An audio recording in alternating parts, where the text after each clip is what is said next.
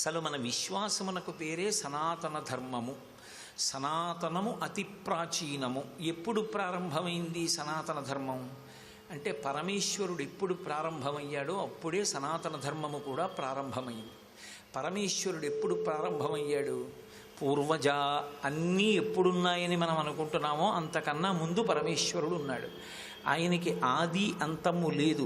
ఎవ్వని చేజనించు జగమెవ్వని లోపల నుండు లీనమై ఎవ్వని ఎందుడిందు పరమేశ్వరుడెవ్వడు మూల కారణం వెవ్వడనాది మధ్యలయుడెవ్వడు సర్వము తనయైన వాడెవ్వడు వాని ఆత్మభౌ ఈశ్వరునే శరణంబు వేడెదన్ అనిపిస్తారు గజేంద్రమోక్షణ ఘట్టంలో పోతన గారు. ఆయన ఒకనాడు ఉండి ఒకనాడు లేనివాడు కాడు, ఎప్పుడూ ఉంటాడు. ఆయన ఈ సృష్టికి పూర్వము ఉన్నాడు. ఈ సృష్టి అంతా లయమైపోయిన తరువాత కూడా పరమేశ్వరుడు ఉంటాడు. అందుకే లోకంబులు లోకేశులు లోకస్తులు తెగిన తుది అలోకంబగు పింజీ కటి కావలయవ్వండే కాకృతి వెలుగు అతని నేసేవింతున్నంటారు. ఈ లోకములు లోకేశులు లోకస్తులు అందరూ లయమైపోయిన తరువాత కూడా సూర్యచంద్రుల యొక్క ప్రకాశము అవసరము లేకుండా ఎవరు ప్రకాశిస్తూ ఉంటాడో, ఎవడు శాశ్వతుడో, ఎవడు నిత్యుడో, ఎవడు నిరంజనుడో వాడు పరమాత్మ. ఆ పరమాత్మ ఎప్పుడు ప్రారంభమయ్యాడని మనం అనుకుంటామో సనాతన ధర్మము కూడా అప్పుడే ప్రారంభమైంది. ఎందుచేత అంటే సనాతన ధర్మమునకు ప్రాణమేది, ప్రమాణమేది అంటే వేదము. వేదము అపౌరుషేయము. అపౌరుషేయము అంటే ఒకళ్ళు చెప్పినది కాదు. మరెవరు చెప్పారు? ఈశ్వరుడు చెప్పాడు. ఈశ్వరుడు చెప్పినప్పుడు అంటే ఒకళ్ళ చేత వ్రాయబడినది కాదు, రచింపబడినది కాదు. మొట్టమొదట పరమేశ్వరుడు చెప్పాడు. పరమేశ్వరుడు చెప్పాడు అన్న మాటని కొంచెం జాగ్రత్తగా అర్థం చేసుకోవాలి. ఇప్పుడు నేను విజయవాడ వచ్చి మాట్లాడుతున్నాను అనుకోండి, ఊపిరి తీయకుండా మాట్లాడడం సాధ్యం కాదు, ఊపిరి తీస్తూ మాట్లాడడం సాధ్యం కాదు. ఊపిరి తీసి ఆ తీసినటువంటి ఊపిరిని వాక్కులుగా వ్యయం చెయ్యాలి, అప్పుడు లోపల నుంచి మాట వస్తుంది. ఈశ్వరుడు కూడా మాట్లాడాడు అంటే ఈశ్వరుని యొక్క ఊపిరియే వేదం. నాకు నా ఊపిరికి అభేదం, నేను ఉన్నాను అని లోకం ఎంతకాలం నమ్ముతుందంటే ఎంతకాలం నేను ఊపిరి తీసి విడిచిపెడతానో అంతకాలము నేను ఉన్నాను అంటారు. సంస్కృతంలో భవతి అని ఒక మాట. భవతి అంటే ఉన్నాడు, ఎంతకాలం ఉన్నాడు. ఆయన ఎంతకాలము ఊపిరి తీసి విడిచిపెడుతుంటాడో అంతకాలము ఉన్నాడు అని పిలుస్తారు. పరమేశ్వరుని యొక్క ఊపిరి వేదము. అంటే పరమేశ్వరుని యొక్క ఊపిరికి అభేదం, రెండిటికి తేడా లేదు. అందుకే భగవంతునికి వేదానికి తేడా లేదు. వేదం ఒకటి, భగవంతుడు ఒకటి కాదు. భగవంతుడే వేదము, వేదమే భగవంతుడు అయినప్పుడు వేదము ప్రమాణము అంటే దీనికి సనాతన ధర్మము అని పేరు ఎందుకు వచ్చిందంటే అసలు ఈ సృష్టిలో ఒకానొకప్పుడు భగవంతుడు పరమేశ్వరుణ్ణి చేరుకోవడానికి కావలసినటువంటి మార్గాన్ని ప్రబోధం చేసినటువంటి ఏకైక విశ్వాసము ఏదైనా ఉంటే ఒక్క సనాతన ధర్మమే. అందుకే దీనికి ఒక పేరు ఉండవలసిన అవసరం లేకపోయింది. ఉన్నదే ఇదొక్కటైనప్పుడు మళ్ళీ పేరు పిలవవలసిన అవసరం ఏముంది? అందుకే సనాతన ధర్మము అని పిలిచారు. కానీ తరువాతి కాలమునందు అనేకమైనటువంటి విశ్వాసములు ప్రబలై, కానీ ప్రారంభం నుండి ఉన్నది ఏది అంటే ఎప్పటికీ ఉండిపోయేది ఏది అంటే సనాతన ధర్మం ఒక్కటే. కారణమేమి? సనాతన ధర్మమునందు చెప్పబడినటువంటి 2 మాటలు ఏమున్నాయో ఆ 2 మాటలను దాటి చెప్పడం ఇక లోకంలో ఎవరికీ సాధ్యం కాదు. సనాతన ధర్మము బోధ చేసేది సత్యము ధర్మము. ఈ సత్యము ధర్మము అన్న 2 మాటల్ని దాటి ఇంతకన్నా అనుష్ఠించవలసినవి, ఇంతకన్నా తెలుసుకోవలసినవి చెప్పడానికి వాంగ్మయంలో వేరొకటి లేదు. అందుకే సనాతన ధర్మము ప్రబోధం చేసిన దానికన్నా చెప్పడానికి ఎక్కడ ఏమీ మిగిలి ఉండదు. అంత గొప్ప ధర్మము సనాతన ధర్మము. ఈ సనాతన ధర్మము సర్వభూమికల యందు ఉన్నటువంటి వారిని ఉద్ధరిస్తుంది. ఏదో కొంత జ్ఞానం ఉంటే తప్ప ఉద్ధరించడం సాధ్యం కాదనో, కొంత పుణ్యకర్మాచరణము చేసిన వాడైతేనే పరమేశ్వరుణ్ణి పొందడానికి యోగ్యుడవుతాడనో, లేకపోతే ఏదో ఒక ప్రత్యేకమైనటువంటి అర్హత ఉంటే తప్ప భగవంతుణ్ణి చేరుకోవడానికి సాధ్యం కాదు. కాబట్టి ఆ భూమికను చేరుకున్నవాడు మాత్రమే ఉద్ధరింపబడతాడు తప్ప మిగిలిన వాళ్ళని ఉద్ధరించడానికి ఈ ధర్మము తగినటువంటిది కాదనో సిద్ధాంతీకరించడము సాధ్యము కాదు. సర్వభూమికల యందున్నటువంటి వారిని ఉద్ధరించడానికి తగినటువంటి సమర్థత కలిగినటువంటి ధర్మము కనుక సనాతన ధర్మము సర్వోత్కృష్టమై విరాజిల్లింది. అటువంటి సనాతన ధర్మమునందు అత్యంత ప్రాణప్రదమైన మాట ఏది అంటే ధర్మమే. మీరు సమస్త వాంగ్మయాన్ని పిండేస్తే ఆ వాంగ్మయం అంతటి చేత ప్రతిపాదింపబడేది ఏది అంటే ధర్మము అన్న 2 అక్షరములే. ధర్మం. ఈ ధర్మాన్ని పట్టుకోవడానికే వాంగ్మయం వచ్చింది.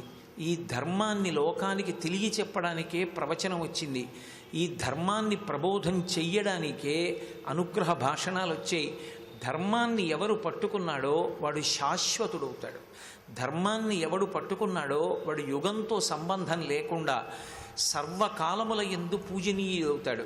అందుకే ధర్మము లేని ఆశ్రమము ఉండదు. సనాతన ధర్మమునకున్న గొప్ప విశేషం ఏమిటంటే ధర్మము దేనిని బట్టి ఉంటుంది అంటే ఎప్పుడూ కూడా అది వర్ణాశ్రమముల మీద ఆధారపడి ఉంటుంది. ఏ వర్ణమునందున్నాడు అన్నదాన్ని బట్టి ధర్మం, ఏ ఆశ్రమమునందున్నాడు అన్నదాన్ని బట్టి ధర్మం. ఒక ఆశ్రమానికి ఉన్న ధర్మం వేరొక ఆశ్రమానికి ఎప్పుడూ ఉండదు.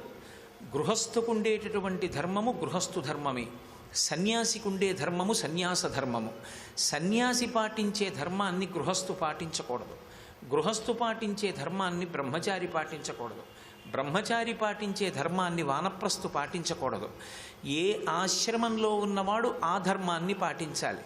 వినా ఒకరి ధర్మాన్ని వేరొకరు పట్టుకోకూడదు. ఏ ఆశ్రమంలో ఉన్నవాడు ఆ ఆశ్రమ ధర్మాన్ని పట్టుకుంటే దాని చేత అతను పొందవలసినటువంటి స్థితిని పొందుతాడు. ధర్మాన్ని విడిచిపెట్టేసినప్పుడు ఏ ఆశ్రమంలో ఉండనివ్వండి దాని వలన ఉపయోగం ఉంటుంది అని చెప్పడం చాలా కష్టం. శంకర భగవత్పాదులు శివానంద లహరి చేస్తూ వటుర్వా గేహీవా ఇతిరపి జటీవా తదితరో నరోవా యక్కశ్చిద్భవతు భవకింతేన భవతి యదీయం మృత్పద్మం యది భవదధీనం పశుపతే తదీయస్త్వం శంభో భవసి భవభారంచ వహసి అంటారు. నువ్వు ఏ ఆశ్రమంలో ఉన్నావన్న దానితో పరమేశ్వరుడికి సంబంధం లేదు. నువ్వు బ్రహ్మచారివైతే నెత్తి మీద పెట్టుకోడు, నువ్వు గృహస్థువైతే కాళ్ళ దగ్గర దింపేడు, నువ్వు వానప్రస్థువైతే గుండెల మీద పెట్టుకోడు, నువ్వు సన్యాసివి కదా అని కౌగలించుకోడు. నువ్వు ఏ ఆశ్రమంలో ఉన్నావన్న దానితో ఈశ్వరుడికి సంబంధం లేదు. ఏ ఆశ్రమమునందున్నావో ఆ ఆశ్రమ ధర్మమును పాటించగలిగితే శాశ్వతుడు నిత్యుడవుతాడు. అందుకే సన్యాసాశ్రమము కూడా ధర్మమునకు మినహాయింపు కాదు, అది కూడా ధర్మము చేత కట్టబడి ఉంటుంది. కంచి కామకోటి పీఠాధిపత్యం వహించినటువంటి ప్రాతస్మరణీయులు అపర శంకరాచార్యావతారమైనటువంటి మహాపురుషులు వేరొక శివస్వరూపమై ఈ భూమి మీద నడయాడినటువంటి చంద్రశేఖరేంద్ర సరస్వతి మహాస్వామి వారు సన్యాస ధర్మాన్ని 100 సంవత్సరముల తన జీవితంలో తూచా తప్పకుండా పాటించారు. 13వ ఏట సన్యసిస్తే 87 సంవత్సరముల పాటు చాతుర్మాస్య దీక్షా స్వీకారము కానీ సన్యాసాశ్రమ ధర్మాన్ని కానీ ఎన్నడూ తప్పలేదు. పాదచారి అయి సన్యాసి నడవాలి లేదా శిష్యులు మోసిన పల్లకి ఎక్కాలి. వారి జీవితంలో వారు ఒక్కనాడు కూడా వాహనం ఎక్కి వెళ్ళింది లేదు. ఒక్కనాడు కూడా సన్యాసాశ్రమ ధర్మానికి వ్యతిరేకంగా వారు ప్రవర్తించింది లేదు. ధర్మమే వారిని శాశ్వతుల్ని చేసింది. అందుకే సనాతన ధర్మమునకు చెందినటువంటి వారు కాకపోయినప్పటికీ బౌద్ధమతావలంబకులు బౌద్ధమతానికి అంతటికీ కూడా అధిపతి అయినటువంటి దలైలామా పరమాచార్య స్వామి వారి గురించి మాట్లాడుతూ ఈ శతాబ్దపు నిజమైన సన్యాసి అని కొనియాడారు. అంటే దేని చేత శాశ్వతుడవుతాడు అంటే కేవలము ధర్మము చేతనే.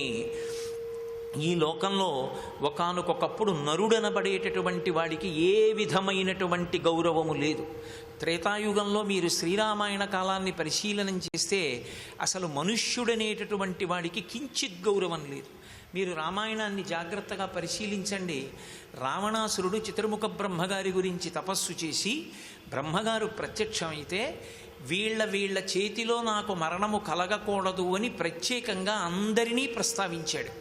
కానీ మనుష్యుల పేరెత్తి ఒక మాట అన్నాడు. ఉత్తరకాండలో చెప్తారు మహర్షి, తృణభూతహితామన్యే ప్రాణినో మానుషాదయ అన్నాడు. నేను మనుష్యుల చేతిలో మరణం ఉండకూడదు అని అడగను. ఎందుకు అడగనో తెలుసా? వాళ్ళు తృణభూతహితామన్యే, గడ్డి పరకతో సమానం. వాళ్ళు నన్నేం చేస్తారు? అందుకని మనుష్యుల చేతిలో మరణం ఉండక్కర్లేదన్న వరాన్ని నేను అడగనన్నాడు. కాబట్టి త్రేతాయుగంలో ఒక సమయంలో మనుష్య ప్రాణి అంటే అంత ఈసడింపబడ్డాడు. అలాగే పోనీ రావణాసురుడంటే రాక్షసుడు ఏదో తెలియకన్నాడు అనుకుందామా అంటే, మహాజ్ఞాని అయినటువంటి జనక మహారాజు గారు కూడా శ్రీరామాయణంలో మనుష్యుణ్ణి అంత తక్కువ చేసి మాట్లాడాడు. రామచంద్రమూర్తి శివధనస్సుని ఎక్కుపెట్టడం కోసమని వస్తే బాలకాండలో ఒక మాట అన్నాడు విశ్వామిత్ర మహర్షిని ఉద్దేశించి, క్వగతిర్మానుషానాంచ ధనుషాస్య ప్రపూరణి ఆరోపణే సమాయోగే వేపనే తొలనేపివా అన్నాడు. ఎందరో వచ్చారు, యక్ష గంధర్వ కిన్నెర కింపురుషులు వచ్చారు, వాళ్లే ఎక్కుపెట్టలేకపోయారు శివధనస్సుని. క్వగతిర్మానుషానాంచ ధనుషాస్య ప్రపూరణి, ఒక మనుష్యుడు రాజకుమారుడు, ఈ పిల్లవాడు శివధనస్సు ఎక్కుపెడతాడా? అయినా మహర్షి మీరు అడిగారు కాబట్టి ధనస్సు చూపిస్తున్నానన్నాడు. అంటే అసలు మనుష్యుడు అనబడేటటువంటి వాడికి గౌరవం లేని రోజులలో రామచంద్రమూర్తి యొక్క అవతారము ఈ లోకంలో వచ్చింది. అందుకే మిగిలిన అవతారములు వేరు, రామావతారము వేరు. రామావతారానికి మనుష్య జాతి అంతా రుణపడిపోయింది. కారణమేమి అంటే మిగిలిన అవతారములు ప్రధానముగా దశావతారములు ఉన్నాయి. వేదోద్ధారణ మందరాభరణ వృద్ధి ధర్మ నిర్మాణ ప్రహ్లాదత్రాణ బలి ప్రతారణ నృపాహంకార నిర్వాపన వైదీహీ రమణ ధనంజయ జయ వ్యాపార పారీణ క్షోణీ దివ్యత్కరుణ తమోహరణ తండ్రి వెంకటేశ ప్రభో అని దశావతారాలు ఉన్నాయి. కానీ దశావతారాల్లో ఏ అవతారమైనా తన అవతార ప్రయోజనాన్ని పూర్తి చేసుకున్న తర్వాత అవతార పరిసమాప్తి చేసింది. కానీ ఒక్క రామావతారంలో మాత్రం మనుష్యులందరూ ఒక సంతోషాన్ని పొందారు. ఆ దశరథ మహారాజు గారు చేస్తున్నటువంటి ఆ ఇష్టి జరుగుతున్న ప్రాంగణంలో మనుష్యులు కూర్చుని బ్రహ్మగారు వచ్చి, మనుష్యుడి చేతిలో మరణించనని రావణుడు వరం కోరుకోలేదు కనుక మనుష్యుని చేతిలో మరణిస్తాడు అంటే మేము చంపగలం అనుకున్నారు మనుష్యులు. ఏతస్మిన్నంతరే విష్ణు రూపయాతో మహాద్యుతి శంఖచక్ర గదాపాణి పీతవాసా జగత్పతి. ఎవ్వరూ పిలవకుండానే శంఖచక్ర గదా పద్మములతో పీతాంబరం కట్టుకుని సభలోకి విచ్చేసినటువంటి శ్రీ మహావిష్ణువు ప్రతిజ్ఞ చేశారు, నేను చంపుతాను రావణాసురుణ్ణి, మనుష్యుడిగా వస్తాను, నేను దశరథుణ్ణి తండ్రిగా కోరుకుంటున్నాను. పితరం రోచయామాస తథా దశరథన్ నృపన్ అన్నారు. నేను ఇతన్ని తండ్రిగా వరిస్తున్నాను, ఇతని కడుపున కొడుకుగా పుడతాను, నరుడిగా పుట్టి రావణ సంహారం చేస్తాను. ఎందుకు రావణ సంహారం చేస్తాను అంటే కారణం లేకుండా ఎవ్వరినీ సంహరించడు భగవానుడు. రావణుణ్ణి సంహరించడానికి ఒక బలమైన కారణం ఉన్నది. ఏమా కారణము అంటే దేవర్షీణాం భయావహం హత్వా క్రూరం దురాత్మానం దేవర్షీణాం భయావహం దశవర్ష సహస్రాణి దశవర్ష శతాని చ. అది రామచంద్రమూర్తి యొక్క ప్రతిజ్ఞ. కేవలముగా వేదము యొక్క ప్రమాణాన్ని అంగీకరించి గృహస్థాశ్రమంలో ఉంటూ అన్ని మోహములను విడిచిపెట్టి ఎక్కడో అరణ్యములకు వెళ్ళి షడ్రిపులను విడిచిపెట్టి భగవంతుడి గురించి విశేషమైనటువంటి తపస్సు చేసుకుంటూ నిరాడంబరమైన జీవితాన్ని గడుపుతున్నటువంటి మహర్షుల్ని భయపెట్టి సంహరించేటటువంటి ప్రయత్నం చేసినటువంటి మహాభయంకరమైన పాపాన్ని అనుభవింపచేయడానికి రావణ సంహారం చేస్తాను. కానీ ఆ అవతారంలో రావణ సంహారం చేసిన తరువాత అవతార పరిసమాప్తి చెయ్యను. దశవర్ష సహస్రాణి దశవర్ష శతాని చ. రావణ సంహారం అయిపోయిన తరువాత 11,000 సంవత్సరములు ఈ భూమి మీద ఉంటాను. భార్యని స్వీకరిస్తాను, బిడ్డల్ని కంటాను. ధర్మాన్ని పట్టుకున్నటువంటి మనుష్యుడు ఎంత గొప్ప స్థితికి వెళ్ళగలడో, ధర్మం ఎంత గొప్పదో చూపించడానికి ఈ భూమి మీద నడయాడతానన్నాడు. అందుకే పూర్వభాషీచ రాఘవ మాట ఎలా ఉండాలో నేర్పాడు. ముందు ఆయన మాట్లాడేవాడు, ఏకపత్ని వ్రతం స్వీకరించాడు. రాక్షసుడైనటువంటి మారీచుడు అరణ్యకాండలో రామచంద్రమూర్తి అంటే ఎవరో చెప్పాడు. రామో విగ్రహవాన్ ధర్మ సాధు సత్యపరాక్రమ రాజా సర్వస్య లోకస్య దేవానాం అఘవానివా అన్నాడు. దేవతలకు ఇంద్రుడు ఎటువంటి వాడో రామచంద్రమూర్తి 3 లోకములకు ప్రభువు. దేనిచేత అంటే మూర్తీభవించినటువంటి ధర్మము. ధర్మములకు హాని ఎవ్వరూ ఎలా చెయ్యలేరో రాశీభూతమైనటువంటి ధర్మమైన రామచంద్రమూర్తికి హాని చెయ్యడము సాధ్యము కాదు అని తీర్మానించాడు. పరమధర్మానుష్ఠాన తత్పరుడు రామచంద్రమూర్తి. రాముడికి ధర్మం కావాలా, కోరిక తీరడం కావాలా అని అడిగితే ఆయన ధర్మాన్ని కోరుకుంటాడు తప్ప ఒక్కసారి ధర్మాన్ని కొంచెం సేపు విడిచిపెట్టేస్తే నీ కోరిక తీరిపోతుందంటే రాముడు ధర్మాన్ని విడిచిపెట్టాడు. ఎంత కష్టమైనా ధర్మాన్ని పట్టుకుని కోరిక తీర్చుకుంటాడు. రాముడే ధర్మం తప్పి కోరిక తీర్చుకోవాలనుకుంటే కిష్కింధకాండలో సుగ్రీవుడితో స్నేహం చెయ్యడం మానేసి వాలితో స్నేహం చేస్తే వాలి పిలిస్తే పరిగెత్తుకొస్తాడు రావణాసురుడు. ఎందుకంటే తోకకి చుట్టి 4 సముద్రములలో ముంచి తన అంతఃపురానికి తీసుకెళ్లి తోక విదిల్చి కింద పడేసి 10 తలల పురుగా ఎవరురా నువ్వని అడిగాడు. అంతటి మహాబలవంతుడు వాలి. వాలి పేరు చెప్తే రావణుడికి భయం. ఆ రావణుణ్ణి చిటిక వేసి పిలిచి సీతమ్మ తల్లిని ఇప్పించగలడు. అయినా తానే అడిగాడు కిష్కింధకాండలో, వాలి ప్రాణం విడిచిపెట్టేటప్పుడు ఇంత పౌరుష పరాక్రమములున్న నాతో స్నేహం చేసుకుని నీ భార్యని పొందవలసినటువంటి నువ్వు నాతో స్నేహం చేసుకోకుండా రాజ్య విహీనుడు భార్యని విడిచిపెట్టుకున్నటువంటి వాడైనటువంటి ఆ సుగ్రీవుడితో స్నేహం చేసి నన్ను ఎందుకు సంహరించావని అడిగాడు. నీవు తమ్ముడు బ్రతికున్నాడని తెలిసి కూడా తమ్ముడి భార్య అయిన రుమతో ఉన్నవాడివి, ధర్మం తప్పినవాడివి. ధర్మం తప్పిన నీతో స్నేహం చేసి నా భార్యని పొందే కన్నా ధర్మమునందున్న సుగ్రీవుడితో స్నేహం చేసి కష్టపడైనా భార్యని పొందుతానన్నాడు. నిజంగా రాముడు ధర్మం తప్పి వాలితో స్నేహం చేసుకుని ఉంటే ఇక సుందరకాండ యుద్ధకాండలో రామాయణంలో అక్కర్లేదు. కానీ మహానుభావుడు ధర్మం కోసం నిలబడినటువంటి వాడు. అందుకే శ్రీరామాయణము వేదము, వేదమే శ్రీరామాయణంగా భూమి మీద నడిచింది. వేదమును ప్రతిపాదించినటువంటి పరమేశ్వరుడే ఈ భూమి మీద రామచంద్రమూర్తిగా నడయాడాడు. అందుకే వేదం మేము చదువుకోలేదండి, వేదం మాకు తెలియదండి అన్నవాళ్ళు వేదం తెలియదని బెంగ పెట్టుకోక్కర్లేదు. శ్రీరామాయణం చదువుకుంటే చాలు. శ్రీరామాయణం చదువుకోవడం కష్టమైనటువంటి విషయం కాదు.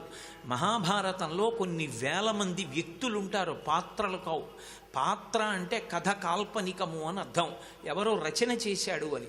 రామాయణ భారత భాగవతములు ఇతిహాసములు. ఇతిహాసము అంటే ఇతిహాసం, అది అట్లే జరిగినది, అది ఇంకొకలా ఊహించి రచించినది కాదు. రామాయణమునందు వాల్మీకి కూడా ఒక వ్యక్తి, మహాభారతమునందు వ్యాస భగవానుడు కూడా ఒక వ్యక్తి. అందుకే రామాయణ భారత భాగవతములు కాల్పనిక కథలు కావు, పరమసత్యములు. ఏవి ఎలా జరిగాయో, ఎవరి మనసులో ఏ భావనలున్నాయో కూడా యథార్థముగా చెప్పగలిగారు. ఎందుకు చెప్పగలిగారు అంటే వాల్మీకి మహర్షి ఆచమనం చేసి శ్రీరామాయణ రచన ప్రారంభం చెయ్యగానే రామాయణంలో ఉండేటటువంటి వ్యక్తుల యొక్క మనసులో పొందినటువంటి భావనలు కూడా అరమరిక లేకుండా వాల్మీకి మహర్షి యొక్క హృదయమునందు ప్రచోదనమై రచించగలిగినటువంటి సమర్థతని చతుర్ముఖ బ్రహ్మగారు కటాక్షించిన కారణం చేత వాల్మీకి మహర్షి చేత చెప్పబడిన శ్రీరామాయణము ఏదున్నదో అది ప్రతి అక్షరము సత్యము, ఆర్షము. అటువంటి శ్రీరామాయణం తిరుగులేనిది, అది వేదోపబృంహణము. అందుకే వేదవేద్యే పరే పుంసీ జాతే దశరథాత్మజే వేద ప్రచేతసాదాసీత్ సాక్షాత్ రామాయణాత్మన అంటారు. వేదమే ఈ భూమి మీద రామాయణంగా నడిచింది. మళ్ళీ ధర్మాన్ని నిలబెట్టడానికే రామచంద్రమూర్తి శ్రీరామాయణంలో రామచంద్రుడిగా నరుడిగా అవతరించి ఈ భూమి మీద నరుని యొక్క గొప్పతనాన్ని, నరుని యొక్క ధర్మాన్ని ఆవిష్కరించారు. ధర్మాన్ని పట్టుకున్న నరుడు అంత గొప్పవాడవుతాడు. ధర్మము ఎప్పుడూ కూడా ఒక్కలా ఉండదు, మారనిది సత్యము, మారేది ధర్మము. ధర్మము నిరంతరము మారిపోతుంది. ధర్మము ఒకేలా ఉండేటటువంటిది కాదు. నేను మీతో ఒక ఉదాహరణ చెప్పాలి అంటే, ఏకాదశి నాడు ఉపవాసం చేయడం ధర్మం. ద్వాదశి నాడు సూర్యోదయం అవగానే ఎంత తొందరగా వీలైతే అంత తొందరగా ఉపవాసాన్ని విరమణ చేయడం ధర్మం. నేను నా తండ్రి ముందు నించుంటే నాది పుత్రధర్మం, నా భార్య ముందు నించుంటే భర్తృధర్మం, నా బిడ్డల ముందు నించుంటే పితృధర్మం. ఇక్కడికొచ్చి కూర్చుంటే ధర్మం ఒక్కటే నేను మాట్లాడాలి. నా సొంత అభిప్రాయాలు ఏవి ఉన్నా నేను మాట్లాడకూడదు. నన్ను నమ్మి ఈయన వేదాంతర్గతమైన విషయాన్ని, ఋషిప్రోక్తమైన విషయాన్నే చెప్తాడు అని నమ్మి ఇన్ని వేల మంది వచ్చి కూర్చుని ఉన్నారు. వాళ్ళు వచ్చారు కదా అని, నాకు ఉన్నతాసనం ఇచ్చారు కదా అని నా సొంత అభిప్రాయం నేను మాట్లాడకూడదు. వేదప్రోక్తమైనది, ఆర్షప్రోక్తమైనటువంటి విషయాన్ని మాత్రమే నేను మాట్లాడవలసి ఉంటుంది. అలా నేను మాట్లాడేటప్పుడు నాది ఒక ప్రవచకుని యొక్క ధర్మం. ప్రవచనం అంటే ప్రకృష్టవచనం, అవతల వారి మనసులో నాటుకునేటట్టుగా ఒక రాట పాతినవాడు రాటని పాతి బాగా పాతాడో లేదో చూసుకోవడానికి కదిపి చూసి కదులుతోందని అనుమానం ఉంటే మళ్ళీ కొన్ని రాళ్ళు వేసి కాళ్లతో తొక్కి గుణపాన్ని తిరగేసి ఆ రాళ్ళు బాగా ఒత్తి భూమిలోకి నొక్కి మళ్ళీ కర్ర కదిపి కర్ర కదపట్లేదని నిశ్చయించుకున్న తరువాత మాత్రమే వెళ్ళినట్టుగా తను చెప్పిన మాట శ్రోతల యొక్క హృదయములలో నాటుకునే వరకు అనేక దృష్టాంతముల చేత సమర్థించి వారి మనసు యందు ఆ మాట నాటుకుందన్న పూనిక కలిగిన తరువాత విడిచిపెట్టేటటువంటి లక్షణము వక్తృత్వమునందు ఎవరికి వాగ్దేవతానుగ్రహముగా ప్రకాశిస్తుందో వాడు చేసిన దానిని ప్రవచనం అంటారు. లేకపోతే తన బుద్ధిని న్యాసము చేశాడు కాబట్టి విషయమునందు ఉపన్యాసం చేశాడంటారు. మౌనముతో ఆత్మయందు రమిస్తూ మాట్లాడితే మౌనమునకు భంగము కనుక తనలో తానుగా రమిస్తూ ఉండిపోవలసినటువంటి వాడు నేను ఇలా ఉండిపోతే ఈ ఆత్మానుభవం లోకానికి ఎలా అందుతుందని తాను మాట్లాడవలసిన అవసరం లేకపోయినా లోకం కోసం కిందికి దిగి వచ్చి మాట్లాడి లోకోద్ధరణ కొరకు త్యాగము చేసిన మహాపురుషులైన వారు ఎవరుంటారో వారు మాట్లాడిన మాటలను అనుగ్రహ భాషణములని పిలుస్తారు. కాబట్టి ధర్మము నిరంతరము మారిపోతుంది. ఈ క్షణంలో ఉన్న ధర్మం వేరొక క్షణంలో ఉండదు. నేను ఈ వేదిక మించి కిందకి దిగగానే నా స్నేహితుడు ఒకడు ఎవరైనా ఈ సభలో కనపడ్డారనుకోండి, పరమ ఆదర బుద్ధితో నేను వెళ్ళి 2 చేతులు పట్టుకుని పరమ సంతోషంతో మిత్రుడిని కౌగిలించుకోవాలి. అది మిత్రధర్మం. ఎక్కడి ధర్మం అక్కడే. ఇంట్లో ఉన్నాను కదా అని నా ధర్మం ఒక్కటే అవదు. నా తండ్రి ముందు నించుంటే ఒక ధర్మం, తల్లి ముందు నించుంటే ఒక ధర్మం, భార్య ముందు ఒక ధర్మం, ఉద్యోగానికి వెడితే ఒక ధర్మం. నేను ఇదే విజయవాడ ఉపన్యాసాలు పూర్తి చేసి తిరిగి కాకినాడ పట్టణానికి వెళ్ళిపోయి నేను చేస్తున్నటువంటి ఉద్యోగం చేయడానికి కార్యాలయంలో ప్రవేశించినప్పుడు నా పైన పని చేసేటటువంటి అధికారి నా ఎదురుగుండా కూర్చుని ఉండగా ఆయన యందు విష్ణువాంశ చూసి మొదట నేను నమస్కరించాలి నా అధికారికి. అది ధర్మం. ఇంతమంది చేత సభలో నమస్కారములు అందుకుని ఇన్ని పూలదండలేయించుకున్న నేను ఈయనకి నమస్కారం చెయ్యడం అని ఏమని నేను అనుకుంటే ఆయనకేమి లోపం జరగదు, నా ధర్మం పోతుంది. తన ధర్మాన్ని తాను నిలబెట్టుకోవడానికి తాను మారిపోతున్నటువంటి విషయాన్ని అర్థం చేసుకోవాలి. ఎవరు ముందు నిలబడ్డాడో ఆ ధర్మాన్ని తెలుసుకుని ప్రవర్తించాలి. మారుతున్న ధర్మాన్ని గట్టిగా ఎవరు పట్టుకుంటాడో వాడు వాడి ప్రమేయం లేకుండానే మార్పు లేని సత్యములోకి వెళ్ళిపోతాడు. ఆ సత్యమే పరమేశ్వరుడు. అందుకే సత్యం జ్ఞానం అనంతం బ్రహ్మ అని ఈశ్వరుడికి పేరు. మార్పు లేనిది షడ్వికారాతీతమైనటువంటి పరబ్రహ్మమునందు తాను ఒకటై ఇద్దరి మధ్య ఏ విధమైనటువంటి భేదము లేని స్థితి యందు నిలబడిపోవడానికి కావలసినటువంటి అనుష్ఠాన శక్తిని ఇవ్వగలిగినటువంటిది ధర్మం ఒక్కటే. ఆ ధర్మము తెలుసుకోవడం ఎందుకు అంటే పాటించడానికి. ధర్మం తెలియడం వేరు, ధర్మాన్ని అనుష్ఠించడం వేరు. ధర్మం తెలిసి ఉన్నప్పటికీ అనుష్ఠించనటువంటి వాడు అర్థం లేనటువంటి జీవితం ఉన్నవాడు. ఎక్కడ ఏ ధర్మం తెలుసుకోవడమైనా అనుష్ఠించడం కోసమే. అనుష్ఠించడానికి పనికిరానటువంటి ధర్మం తెలుసుకున్నా కూడా దానివల్ల ఉపయోగం ఏమీ ఉండదు. తెలిసి ధర్మం పాటించకపోవడం పరమ అసమంజసమైనటువంటి విషయం. శ్రీరామాయణంలో 10 తలలు ఉన్నప్పటికీ, అంత తపోబలం ఉన్నప్పటికీ, రావణుడు మరణించడానికి, నరుడైనప్పటికీ రామచంద్రమూర్తి రావణుణ్ణి నిగ్రహించడానికి కారణం ఎక్కడున్నది అంటే రాముడు ధర్మాన్ని పట్టుకున్నాడు, రావణుడు ధర్మాన్ని విడిచిపెట్టాడు. ఎవడు ధర్మాన్ని విడిచిపెట్టాడో వాడు నిలబడలేడు. ఎవడు ధర్మాన్ని పట్టుకుంటాడో వాడు పాడయ్యేది ఉండదు. ధర్మో రక్షతి రక్షితః. ధర్మాన్ని రక్షించడం అంటే ధర్మాన్ని అనుష్ఠించడమే. అందుకే ధ్రియతేవా జనైరితి ధర్మం. ఎవరు ధర్మాన్ని పట్టుకున్నాడో వాడు సర్వకాలముల యందు రక్షింపబడతాడు. సర్వం శ్రీ ఉమామహేశ్వర పరబ్రహ్మార్పణం.